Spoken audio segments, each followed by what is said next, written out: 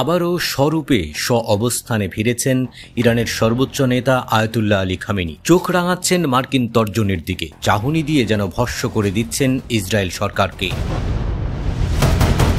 সম্প্রতি তরতাজা একটি হুমকি দিয়েছেন তিনি। মার্কিন ঘাঁটিতে হামলা হবে বলে ঘোষণা দিয়েছেন তিনি বলেছেন, যদি সিদ্ধান্ত নেওয়া হয় তাহলে মধ্যপ্রাচ্যে অবস্থিত মার্কিন সামরিক ঘাঁটিতে আবারও হামলা চালানো হতে পারে। খামেনির কথায় আল উদেইদ বিমান ঘাঁটিতে হামলা কোনো ছোট ঘটনা নয়, বরং এটি একটি বড় পদক্ষেপ। এটির আবার পুনরাবৃত্তি হতে পারে।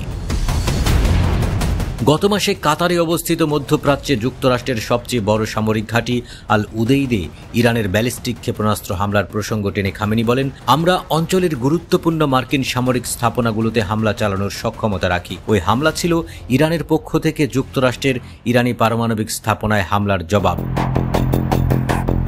তেহরান শুরু থেকেই বলে আসছিল, ইসরায়েল এবং যুক্তরাষ্ট্র মিলে ইরানের শান্তিপূর্ণ পারমাণবিক কার্যক্রম ধ্বংস করার চেষ্টা করছে, যার প্রতিক্রিয়া হিসেবেই ওই ক্ষেপণাস্ত্র হামলা। মার্কিন প্রতিরক্ষা দপ্তর পেন্টাগন শুক্রবার সংবাদ মাধ্যম আল আরাবিয়া ইংরেজিকে নিশ্চিত করেছে, ওই হামলায় ইরানের ছোড়া অন্তত একটি ক্ষেপণাস্ত্র আল উদেইদ ঘাঁটির লক্ষ্যবস্তুতে আঘাত হানে। সম্প্রতি স্যাটেলাইট চিত্রে দেখা গেছে ঘাঁটিটির একটি রোডম, যেখানে যোগাযোগ ব্যবস্থা এবং সামরিক যন্ত্রপাতি সংরক্ষিত থাকে, তা ক্ষতিগ্রস্ত হয়েছে। এই ঘাঁটি যুক্তরাষ্ট্রের সেন্ট্রাল কমান্ড বা সেন্টকমের ফরওয়ার্ড সদর দপ্তর, যেখান থেকে গোটা মধ্যপ্রাচ্য অঞ্চলে মার্কিন সামরিক কার্যক্রম সমন্বয় করা হয়। ইরানের ওই হামলার কিছুক্ষণ পরই এক বিবৃতিতে মার্কিন জয়েন্ট চিফ অফ স্টাফের চেয়ারম্যান জেনারেল ড্যান কেইন বলেন যে যুক্তরাষ্ট্র জানে একাধিক স্তরের মার্কিন আকাশ প্রতিরক্ষা ব্যবস্থা ভেদ করে কিছু একটা প্রবেশ করেছিল। তিনি আরও জানান যে ওই হামলাটি ছিল মার্কিন সামরিক ইতিহাসে আকাশ প্রতিরক্ষা ব্যবস্থা প্যাট্রিয়টের সবচেয়ে বড় একক প্রতিরোধের নজির।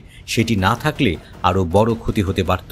ঘাঁটিটিকে রক্ষা করায় যুক্তরাষ্ট্রের সেনাদের তিনি প্রশংসা করেন।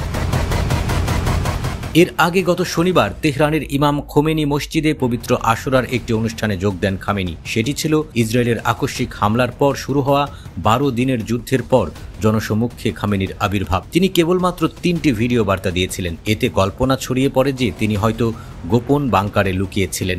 তবে সেদিন খামেনির সরাসরি উপস্থিতি রাষ্ট্রীয় সংবাদ মাধ্যমগুলোতে গুরুত্বের সঙ্গে প্রচার করা হয় এবং টেলিভিশনে তাকে দেখে সমর্থকদের আবেগঘন প্রতিক্রিয়া প্রকাশ করতে দেখা যায়।